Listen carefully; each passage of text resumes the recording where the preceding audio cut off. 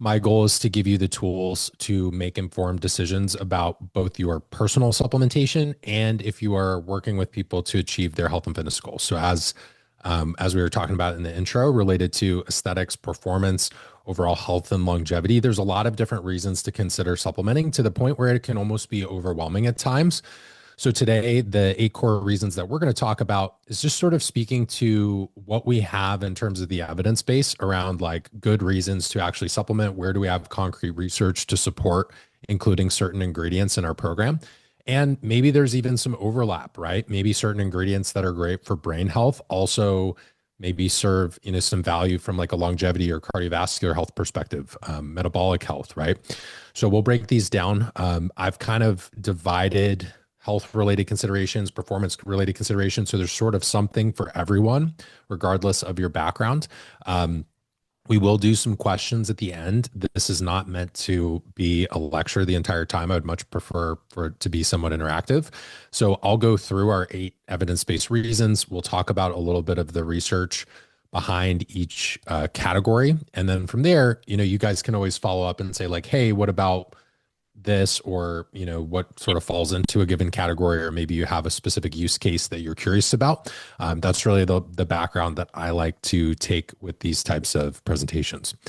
But it is important to have a little bit of context on my journey and my background, and why I'm passionate about things related to nutrition and supplementation.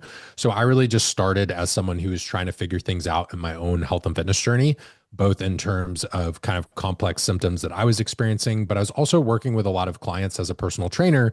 And I noticed that we needed to go beyond just the sets and reps of the gym in order to achieve results. So whether that meant being more strategic with nutrition or including certain supplements in their arsenal, it was really once I started to integrate all of those things that my clients began seeing even greater results. And it led to a lot more clarity in my own health and fitness journey. So I took that opportunity to kind of go beyond just being your average gym bro. I've done presentations on health and wellness for very large companies like LinkedIn, which is obviously Fortune 500 brand, contributed to other large companies in our industry, Muscle for Life, Barbell Shrugged, Muscle Intelligence, and a lot of popular podcasts or articles that you may have read, being a part of this industry. So my goal is to kind of take that and my sort of philosophy and teaching approach, share that with you today, and then create any clarity, answer any questions I can for you guys.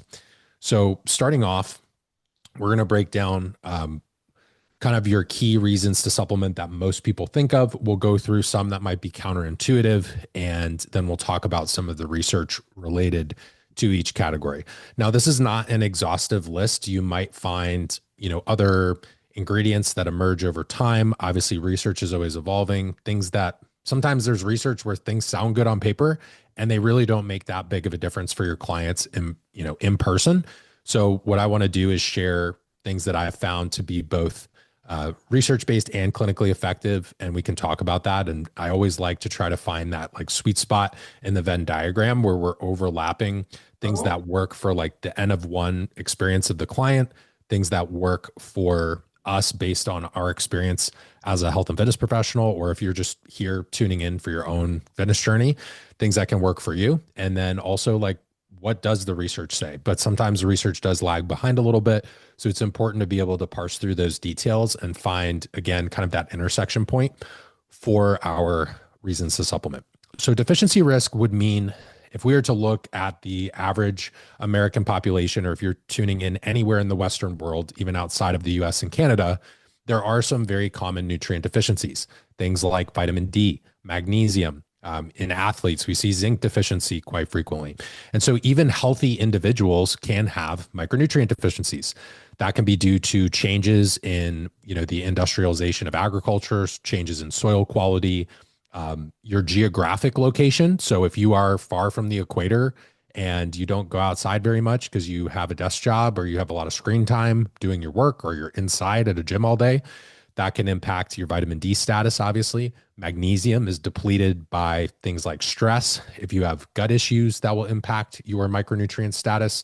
So we really have almost a predisposition in modern society towards certain nutrient deficiencies. A large majority of your clients are going to need repletion of a key micronutrient of some kind.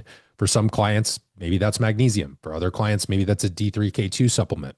For other clients, again, we mentioned zinc earlier. If someone is on a gluten or dairy-free diet, we may have increased needs for certain B vitamins. If you exclude dairy from the diet, you need potential sources of calcium. People who are on an animal-based diet, not eating nose to tail or not having any type of bone meal, they're also going to be lower potentially in that calcium intake as well. So with the popularity of different fad diets, that is also a deficiency risk. So we have this sort of built-in deficiency risk for your sedentary client who's more of that, someone who's following a standard American diet, eating a lot of heavily processed foods, hypercaloric nutrition of sorts. That's definitely going to be a problem. And then we definitely have, clients who are trying to eat healthy, quote unquote, but they're following what they see on Instagram or social media. And because of that, they're excluding certain food groups. And when they're excluding those food groups, they're setting themselves up for a deficiency risk. So that is first and foremost reason number one. Now, this is an example from a popular journal called Nutrients. If we were to look at the National Health and Examination and Nutritional Survey and kind of break this down, you can see that this is supported by a number of different studies, surveys, review papers. Nutrient deficiency is not like a new concept, but it is something that has emerged. You think about our awareness of certain things, like even vitamin C deficiency and scurvy. People only very recently started to figure those things out, within the past few hundred years. So kind of crazy. Even things like rickets, for example, turn of the century, like we really started to see a lot more awareness around this and fortification of different foods in probably like industrial revolution into early 1900s. And so, yes, we're in 2025, but in the grand scheme of things, like the idea of nutrient repletion, including it in certain foods, being fortified, the idea of supplementation is still a little bit newer in the grand scheme of like human existence. Reason number two that's evidence-based supplementation is metabolic health. So we're living in a time period where only 12% of American adults are metabolically healthy. This was from the University of North Carolina School of Public Health. And this is about 1 in 8 Americans achieving optimal metabolic health. There's a number of different measurements and parameters that go into this, but consider things like inflammation, insulin sensitivity, cardiovascular risk factors, blood pressure, waist circumference. This wasn't just like, hey, you have a high BMI, right? I know a lot of health and fitness coaches see that and they're like skeptical because they're like, well, that's not a great indication if someone is actually physically fit. They could just have more muscle mass. This study actually looked at some deeper components of metabolic health. And the reason this is concerning, right, is because we sort of have a dietary slant towards poor metabolic health. We also have a very sedentary population, but as people become more active and they get on maybe a nutrition strategy of some kind or a program of some kind, we have to be aware of how each client may sort of present with, individual sort of symptoms or circumstances. So for example, in this study and in a subset of metabolically unhealthy people, we may see very high omega-6 to omega-3 ratio. Now, regardless of your stance on what you prefer people get their dietary fats from, generally speaking, over time, we've moved towards a higher omega-6 to omega-3 ratio compared to if you look from more of like an evolutionary anthropology perspective, or if you were to go back in time and look at a bit of a more ancestral diet, we would have a lower ratio of omega-6 to omega-3, meaning we'd see more omega-3 in the diet or just less omega-6 consumption. Now, so many of your clients, right, if they go out to eat or they're not preparing meals at home, they're going to come into contact with these food ingredients and these sources of fats, for example, that are going to impact their metabolic health. So for a lot of clients, like a good quality omega-3 supplement or DHA EPA rich fish oil, it's going to be a great way to improve metabolic and cardiovascular health. Another example of a potential evidence-based metabolic health product. I'm going to mute you, Sonia, just because we are getting a little bit of background noise from your audio. If you guys are joining, just make sure not to chime in the presentation midway. So with the statistics here, we can think about what angles might we want to approach this, both from a nutrient perspective. So if someone's insulin resistant and obese, they're probably more likely to have a magnesium deficiency, just like the deficiency risk we presented in reason number one to supplement. But maybe this is also a case for maybe an herbal supplement like berberine, which has been studied head to head using randomized control trials with something like metformin. So metformin is actually a prescription supplement or prescription from your doctor. But in a lot of human research, we've seen berberine, which is an herbal, be equally as effective or used in tandem with that prescription medication to improve insulin sensitivity, things like your fasting glucose, A1C, and fasting insulin levels. So we can use supplements to enhance our client's response, to the food that they're eating, or to improve, like maybe they even have an approach that they're following from their doctor. Maybe there's a safe supplement that we can include alongside of that, especially if there's evidence where we're seeing it's supported to use those products in tandem. So metabolic health is a broader category. I would include a lot of things in here. There are herbals that can help with that. There are certainly micronutrients that can help with metabolic health. There are essential fatty acids that will support metabolic health. So even though it is a broader category, it is still an evidence-based reason to supplement, which is obviously why you guys are here today. So as we move into category 3, I think a lot of you who are following the Spoken Nutrition journey, you're probably interested in sports performance and exercise recovery. So sports performance is where I would say, I don't know if I'd say the vast majority, but there's a very large amount of research and obviously clinical data related to sports performance and exercise recovery. This is going to be your research on protein, creatine, caffeine falls in the sports performance category. So we have a lot of evidence to support, including caffeine, not only supporting sports performance, but reducing delayed onset muscle soreness, including a protein and carbohydrate beverage to support peri-workout nutrition and recovery and muscle protein synthesis and lessening muscle protein breakdown and the damage that's accrued during intense exercise. Even things around hydration and consumption of protein and carbohydrate and the effect on the gut, especially for athletes who are exercising for very long periods of time at intense temperatures.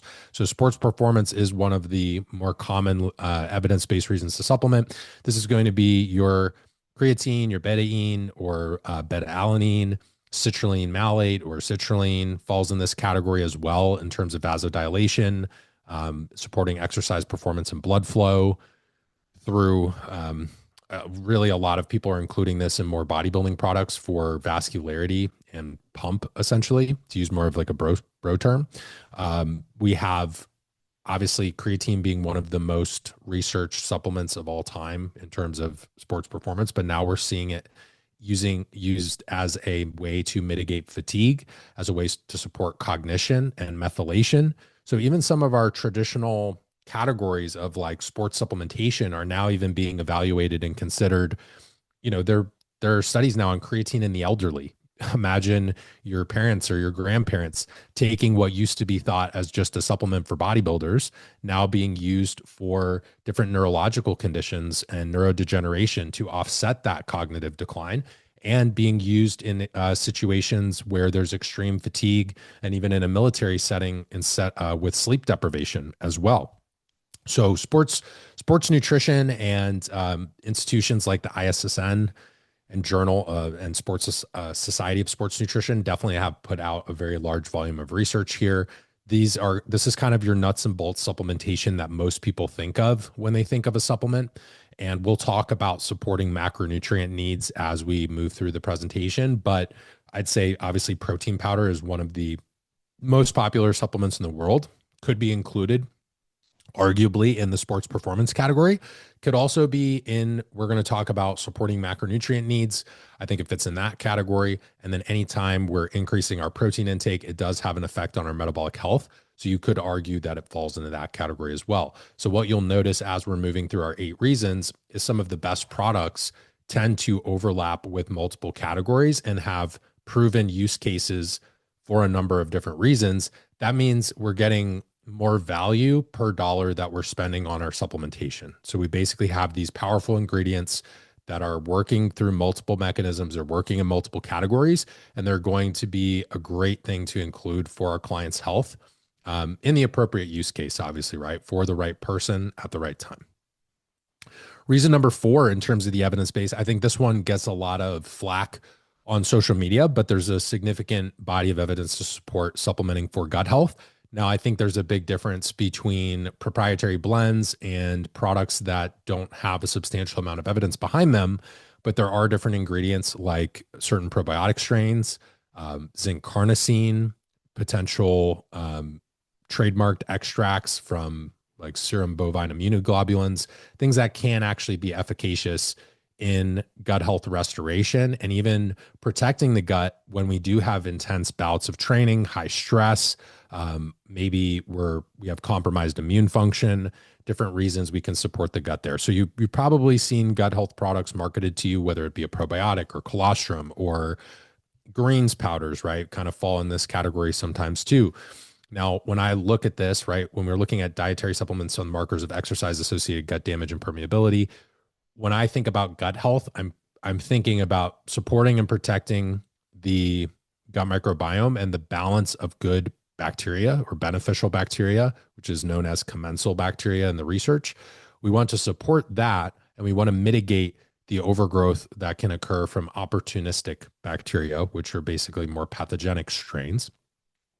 We want to support the appropriate amount of permeability because our gut should be semi-permeable.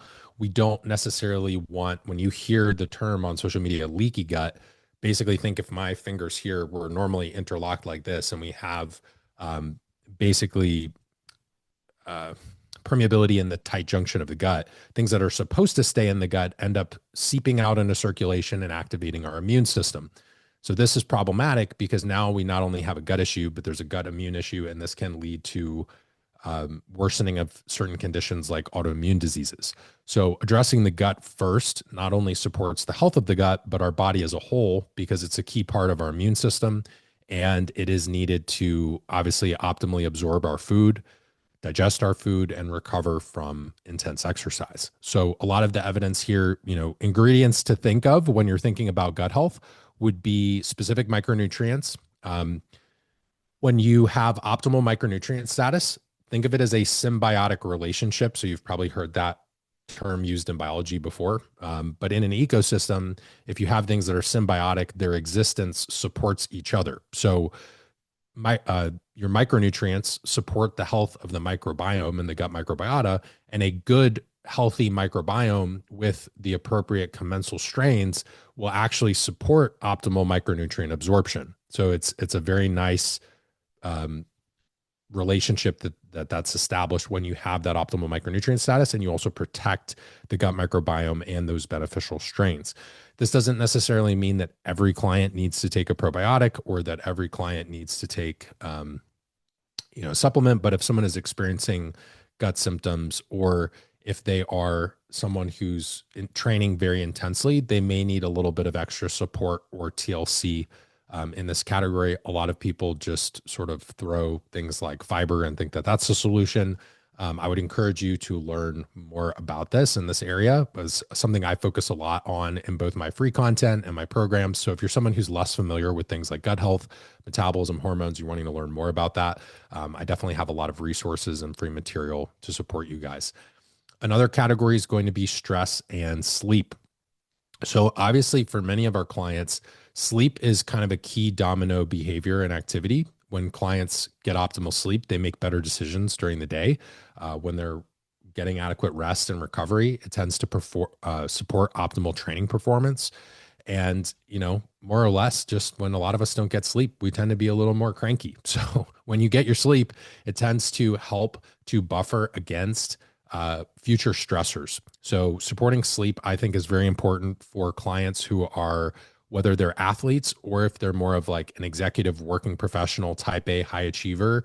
Supporting sleep can have a feed forward effect or domino effect in not only supporting the training that we're doing, but it supports resiliency to future stressors. So the biggest thing I see with clients over the years, and in the cases that I tend to oversee for a lot of the coaches who come to me, is clients get stressed, and then as a result of that stress, they're in this like stress cycle. So the stress that they've experienced makes them more reactive to future stress, and then that stress, they're wired and tired, they're not sleeping well. Then when they're not sleeping well, again, they're more reactive to then stressors that follow, because life, we don't live in a vacuum, right? So stress is going to occur. Part of it is how resilient are we to the stressors that come up? And then how are we using things like stress management and sleep to handle, to improve our ability to handle those stressors, as opposed to thinking, I'm going to live a life that has zero stress, which can be unrealistic. So examples of things that are supportive of sleep could be magnesium, theanine, glycine. Those are all really great products and very safe that can be used. I also think another client population that needs sleep support would be your menopausal women. So I'm actually doing a lot of content and teaching on this right now. So for women, over 35, big focus is optimizing sleep. There's a number of changes that happen both hormonally, metabolically, and your risk for sleep apnea actually increases during menopause as well, which can lead to further sleep disruptions and lessening of sleep quality. So even if sleep latency is pretty good, the overall depth and duration of sleep may be compromised. So really like magnesium, glycine, and theanine for sleep. Now, some folks do like to include things like, melatonin periodically. I think that depends on the client case and the need for melatonin is also a very potent antioxidant. So if you are going to include it, there are certain cases that we may see it used from more of a functional health perspective. So mold, endometriosis cases, there are different reasons where you could make a case for it being a very affordable and cheap antioxidant. But magnesium, glycine, and theanine are kind of my favorite three to start with for supporting sleep because they're relatively well tolerated, low side effect, safe, and there's a lot of evidence to support their use. And you're also supporting one of the largest deficiency risks in the Western world, which is a lot of your clients are deficient in magnesium. Theanine, I like to think of more as like a calming amino acid that's typically derived from tea leaves. And glycine is an amino acid. The reason it can be really powerful is not only does it support methylation naturally in the body, but it's also the most prevalent amino acid in collagen products. So if you've ever consumed a bone broth protein or a collagen protein, you are getting glycine is basically the highest concentration amino acid in those products. So typically upwards of 4 grams is what you see per scoop of collagen or per scoop of bone broth if it is effectively dosed. If you are consuming this as a product that's in like a sleep product, you'll usually see a starting dose of about 3 to 4 grams, which is 3,000 to 4,000 milligrams. Theanine is I like for people to kind of titrate that and see how they feel with it. Can have a nice calming effect. Some people like to pair it with their caffeine to lessen the effects of the stimulant. But a number of things you can do there. Glycine for that female population is also mildly hypothermic. So it does help with temperature regulation. So one of the most important things for high quality sleep is being in a cool, dark room and having minimal light. So if your clients really struggle with body temperature, they get very hot in their sleep. Glycine does have evidence to support that temperature regulation as well, in addition to supporting your body's natural circadian rhythm as well. So a lot of really great effects there. It's amino acid, but most people don't consume skin when they're eating protein. Most people don't eat nose to tail if they're on an animal-based diet or carnivore. Most omnivores don't do that. So unless you're consuming bone broth or collagen, it's very unlikely that you're getting that glycine. And that's why we see a lot of bodybuilders, athletes, strength athletes, Gen Pop clients who are just training and including a lot of protein and lean animal meats. They're basically getting a very high concentration of methionine and maybe your EAAs and BCAAs, but they're not getting as much glycine because of their dietary preferences. So just something to consider there. One reason to potentially supplement that as well. Macronutrients, I think most of you guys are probably most familiar with this. This is going to be your protein powders, your carbohydrate powders. If you've ever used like branch cyclic dextrin, Carbolent, there's a number of different ways to get, long time ago, like waxy maize or dextrose was popular. Now that science has evolved a bit. So there's like high molecular weight, low osmolarity carbohydrates. And, for protein, or you could argue if you had like EAAs in a higher concentration could potentially fit here. But your macronutrients supportive for athletic performance, there's tons of data on this. Also, it's kind of a supporting your food intake. So if you have a very large athlete who's very active, burning a ton of calories, there comes a point where consuming solid food and digesting that solid food is kind of an increased burden, not only on their like personal and professional life, but just in terms of your GI system. It's very, very hard to put down as much solid food as a lot of these athletes need to sustain optimal athletic performance. So, including some powders may be necessary. Now, that could be a quick protein shake, or maybe you're enhancing it by adding like fruits to it. Maybe you're adding other ingredients. Maybe you're putting your creatine in there. Maybe you're mixing protein and carbohydrate. Maybe you're putting some essential fats in there. There's a lot of different ways that we can combine supplementation in this area. As someone who travels quite a bit for work and professional obligations, and also, has training and performance goals, I tend to include this as a way to ensure that I'm meeting my baseline requirements, like even when on the road.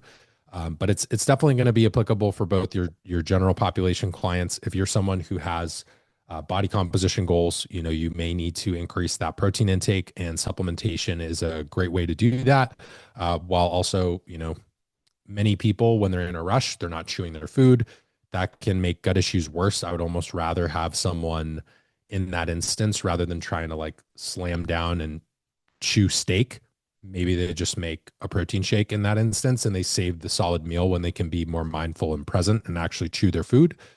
Do that, maybe morning or evening. I prefer that versus, there's a lot of clients who, they have a coach with more of a old school bro bodybuilding background, and they think they need to like eat chicken breast and steak in the after school pickup line for their kids, and they're not chewing, and then they're wondering why they have bloat and digestive issues and dysfunction there. So it's important to kind of take all these things into consideration when designing those programs and figuring out the right dose and frequency of supplementation for your clients, and like where are the most appropriate places to include this relative to their lifestyle. So reason number 7, and honestly, this could be reason number 1 or 2, these are not in order of importance. Brain health obviously is a top consideration, not only for working professionals, but from a longevity perspective. We know that neurological decline plays a very important role in terms of our long-term health. So whether that's our concern for memory loss, whether it's concerns if you have any Alzheimer's, Parkinson's, or dementia risk in your family, protecting your brain, very, very important. And also you could even, in this case for younger individuals, there are athletes who may have suffered TBIs or concussions. So as someone who's had TBIs and concussions myself, I can say that the science has come a long way since I was a younger athlete, and sustaining these head injuries in my teenage years. So looking again to that category of things like omega-3s, but even the gut-brain connection can be super powerful here too, in supporting that. So when we look at brain health, one of the first things that comes to mind for me is DHA and EPA supplementation, but there are other evidence-based ingredients. We know that things like acetyl L-carnitine can help to prevent neurological decline. We'll see that used sometimes. In elderly populations, creatine is now being considered in that category. So a lot of your basics, you can kind of double dip here, but there are more specialized supplements as well. So for example, for memory, some people really like Bacopa, which is an herbal ingredient. So again, you're going to, in time, you'll learn kind of your favorite things that you like to include and you like to supplement. And then based on individual preferences, risk factors, and priorities, you may adjust the frequency and the dose, or maybe you're including things during certain seasons of your life based on the focus area that you have. So for brain health, this could be something related to amino acids. This could be essential fatty acids. It could be an herbal, like we talked about. Choline is also a really big one here. So many individuals do not really get a lot of dietary choline. So unless you're eating like animal liver, you may get some choline from whole eggs, but if you're someone who's come from more of a traditional fitness background, you're eating a lot of egg whites and stuff, you've now pretty much taken that out. For vegans and vegetarians, unless they're including sunflower lecithin or some source of maybe getting some type of phosphatidylcholine in there, they may not be getting adequate dietary choline. So this is another reason to look at brain health as a potential area for supplementation. Same thing when we talked about deficiency risks earlier and micronutrient deficiencies. I mentioned gluten and dairy free or an animal based diet, but if you are vegan or vegetarian, you're looking at B12, folate, zinc, omega-3, vitamin D, and iron deficiency just based on your selected diet style. That's not to say that some people won't prefer to eat a more plant-based diet, but if you are favoring plant-based eating, even above kind of 80/20, or you're 100% plant-based, you are putting yourself at risk for deficiencies unless you're supplementing. So, from a brain health perspective, realize all of the different sort of ingredients and cofactors we talked about will play a role. As far as your specific needs, it may depend on your given diet style, your injury history. So, we mentioned things like concussions that may increase the need for omega-3s or even other modulators of inflammation. So, like a good quality curcumin or something here, you can make an argument for that, or different types of gut health support for gut barrier function and overall microbiome health. So there's a two-way street there, probably beyond the scope of today's presentation, but still important to be aware of nonetheless. So number 8, I don't really have a great phrase for this, supporting natural processes or endogenous processes. Basically, this word just means things that your body does naturally on its own and you are supporting it. So for example, your body undergoes, basically all the time, we have these different reactions that occur in our body. Another way to think about it, aside from different reactions or processes, would be like in a healthy female of reproductive age, every woman should be experiencing some form of a menstrual cycle, right? So an endogenous process might be, hey, I'm supporting a healthy follicular and luteal phase for a woman. I pulled an herbal example here because I've been very heavy on micronutrients, amino acids, and essential fats in the first portion of this presentation. So I'm using more of a herbal or plant-based example, but you could go back to, let's say, methylation is a natural process that occurs in your body. Some people do have certain defects or impairments related to methylation where they need certain ingredients, like a good quality B complex vitamin, or maybe even including different buffers for methylation, things like glycine, betaine, creatine. All of those things can help your body improve its ability to methylate. But I wanted to use a women's health example here. For men, we could talk about the synthesis and production of testosterone, but I think the women's health example really lends itself nicely. So Vitex, the way that it would support a natural process or something that your body already does endogenously, what tends to happen is if women are dieting or under a fair amount of stress or have some type of hormonal dysfunction or imbalance, we see different things start to be awry, or maybe someone's coming off of hormonal birth control and they're struggling to regulate that menstrual cycle. Vitex can support healthy LH levels, basically the signal from the brain to the ovary. It can lower prolactin levels, which is almost like a secondary stress hormone in a way, even though it's not traditionally thought of as related to the HPA axis or HPA axis dysfunction. It's typically a hormone that's present in pregnant and lactating women. But if you're not pregnant or lactating and you have higher levels of prolactin, it will impact your menstrual cycle and lead to unfavorable PMS symptoms and discomfort.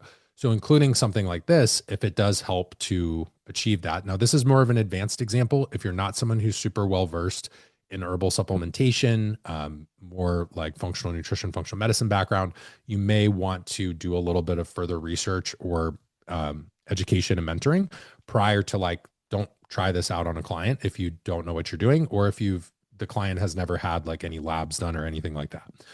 But to use an example, let's say a client's tracking their basal body temperature and their menstrual cycle. So basal body temp would be they're waking up in the morning, they're using an oral thermometer, they're looking at their follicular phase and luteal phase, which basically your follicular phase comes first. You have kind of the hallmark of a healthy menstrual cycle is ovulation. And then normally in a healthy female, we would have progesterone production that follows that. The luteal phase comes last and then followed by your period. And then we kind of start all over again.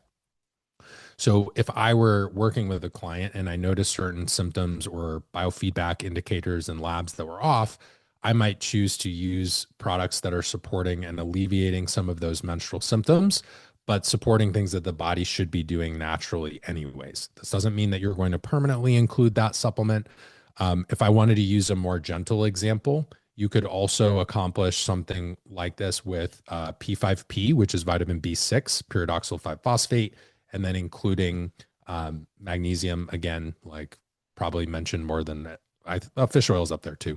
Magnesium and fish oil obviously being mentioned a lot in this presentation, but if I were looking at supporting a woman who is having trouble in that luteal phase or uncomfortable symptoms, I might be looking at vitamin B6 and magnesium as a starting point.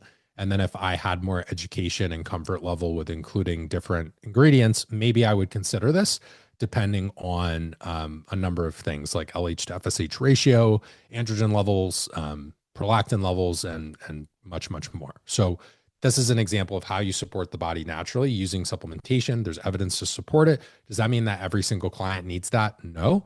You probably will have a greater population of, let's say you want to support like a male client who has a methylation defect. So like if you were to run a genetics test and they have some impairments in methylation or like C677T allele, which is like a specific change in their genetic profile that you would notice. Maybe you decide like, hey, I need to include a B complex vitamin for this person, and maybe I'm going to include some other micronutrients as well. So it doesn't always need to be an herbal, doesn't always need to be this super advanced thing. It could also just be like a nutritional insurance policy for someone that maybe is less efficient at a process that their body should already be doing.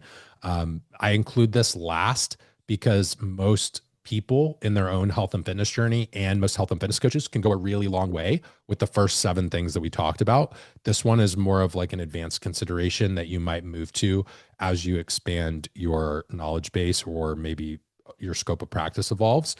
You might decide to include those things. So I would focus on the first 7 and a lot of things we talked about today. Now I'm open to moving into questions on any of the 8 things that we talked about, or, if I didn't include something and you're curious about it, or there's an ingredient you've been watching, or you're wondering like my personal experience, I'm happy to talk about that as well. It does not have to be specific to anything I mentioned today. Like if it's supplement related, I'm happy to chat on it if you guys have questions. Sam, thank you so much. For those that didn't catch Sam's intro, just this concept of taking good clinical experience and even sometimes some higher level bits of information and making it approachable and actionable to their client base. That was my biggest takeaway here. So for those who want to ask Sam questions, please use the chat box. I'll give everyone a moment to kind of start typing in.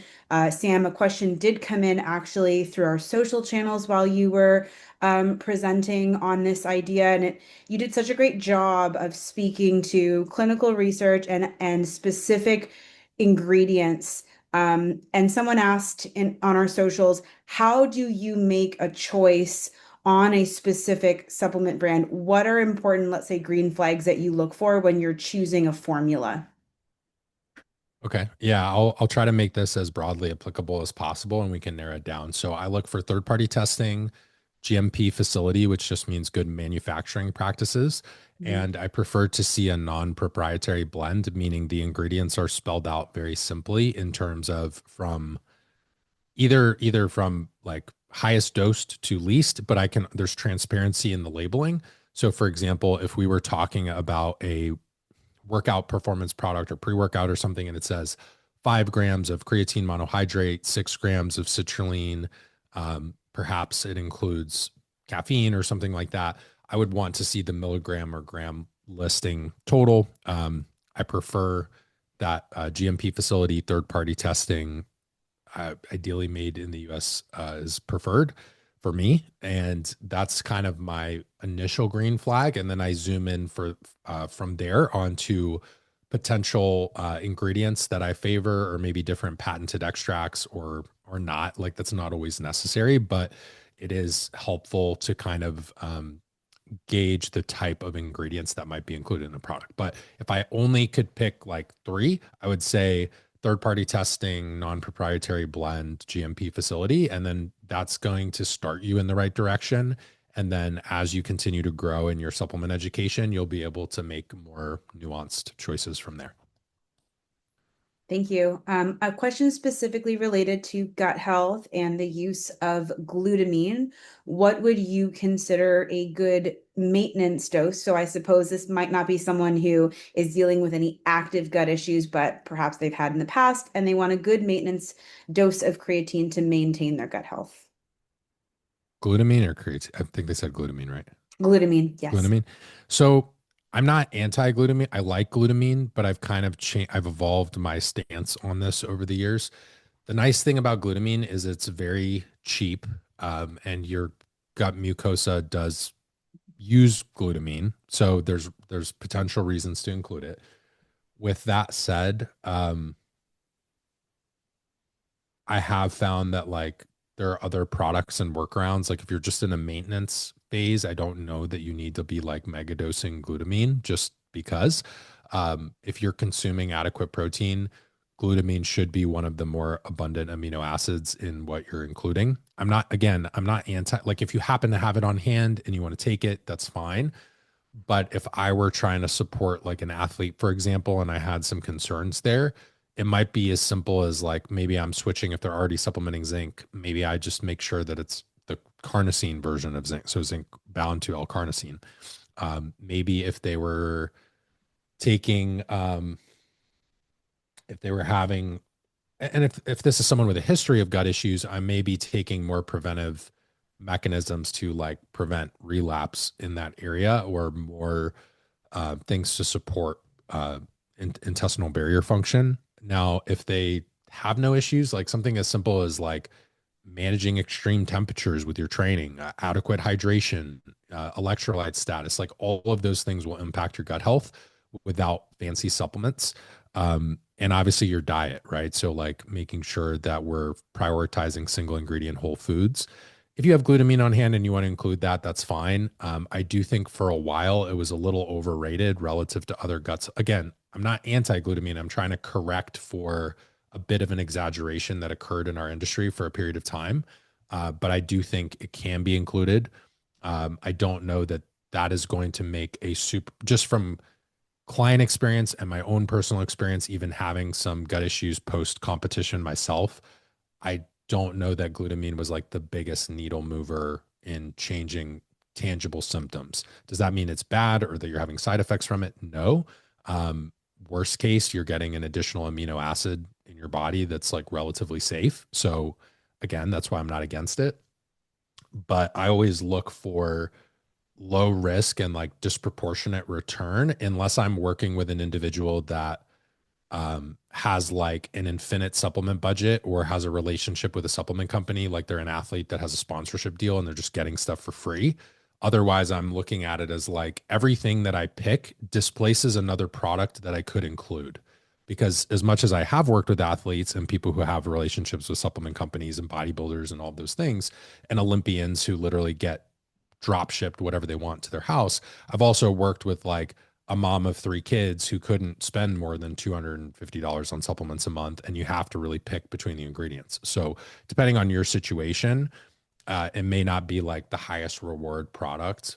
But again, if you already have it and you want to use it, your dose would probably be for maintenance, like 5 grams. I mean, I've seen people go up to like 20 grams, but again, to what point, like the desired effect, if you're not really experiencing gut symptoms, wouldn't be like my first, wouldn't be like my first choice, if that makes sense. We are shifting gears a little bit to a testing question. Cool. This is actually related to genetic tests. There are many out there. Some might be more accurate than others. When it comes to a specific genetic test that would address nutrient deficiencies, this particular question is related to athletes or high performers. Is there a test that you would recommend? So I'm going to take this a different direction and then still answer your genetics question. The best way to assess your current metabolic health and even potential risk for nutrient deficiencies is actually, I always start everyone with serum labs. I think it's the most valuable bang for your buck to start with blood work. And then from there, if you want to branch into more advanced testing or more functional tests, I'm in support of that if someone has the ability and the means to do that. with genetics test, what's most valuable is not necessarily just the brand of the genetic test, it's the raw data that you get from it and then the tool you use to analyze the raw data. So I don't necessarily have a horse in the race as far as what brand you choose. You just need to choose one where they allow you to export and extract your raw data.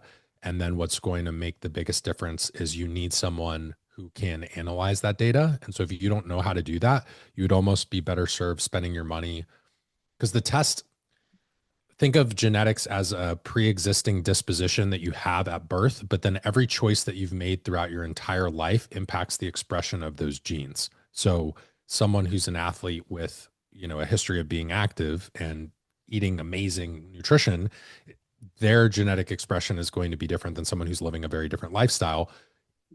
And then we have our given baselines, right? This is where we'll see like studies of twins and they have very, potentially very different metabolic health or gut health, depending on a number of circumstances. So to answer your genetics question, think less about brand of test and more about, I need a brand that's going to allow me to extract my raw data about my health that I can keep forever and then continue to make decisions off of that.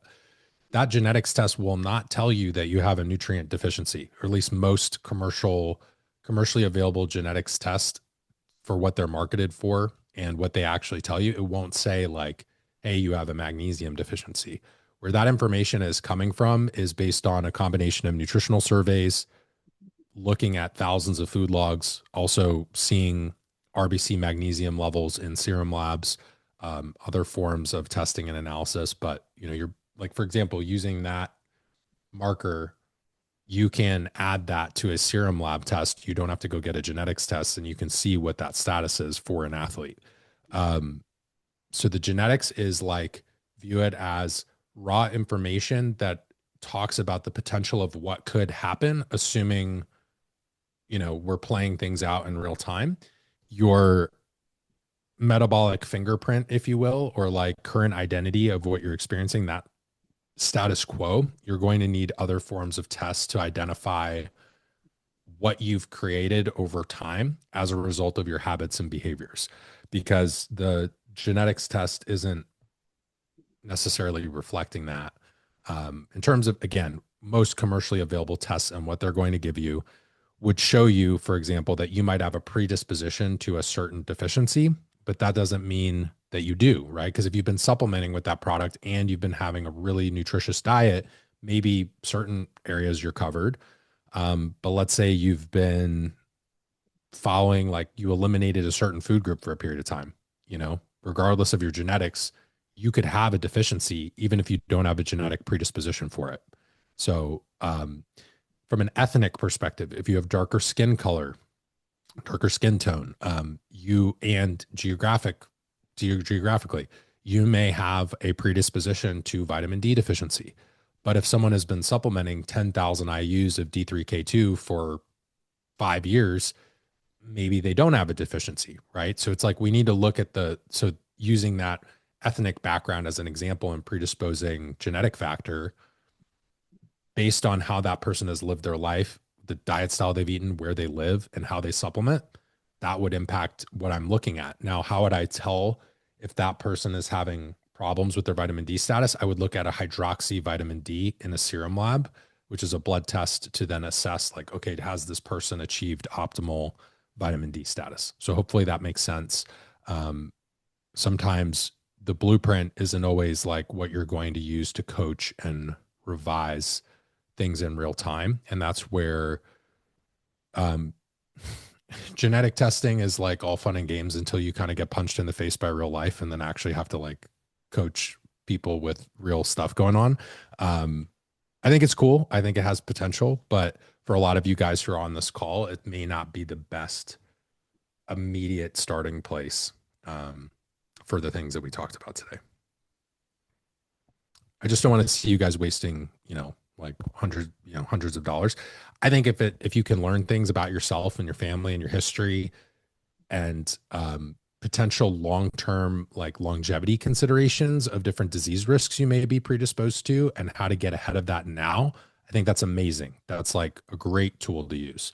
But I think the way that the question was worded gave me the impression that there was a misunderstanding about your ability to determine your actual like nutrient status in real time based on a genetic test. So that's why I kind of took that direction.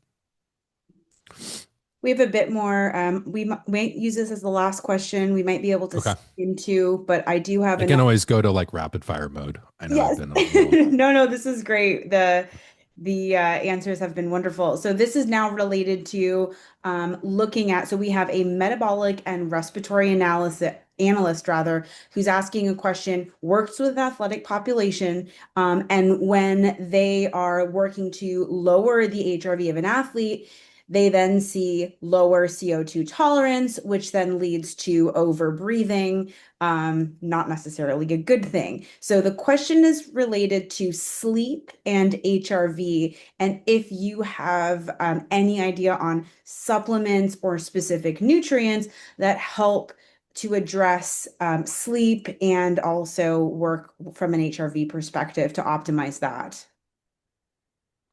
So for HRV is a very highly individual thing, both the number itself and the trends and patterns related to it, obviously impacted by, very autonomic nervous system related and like how someone lives their life. Also the ability to regulate between that kind of fight or flight state and rest and digest, more parasympathetic.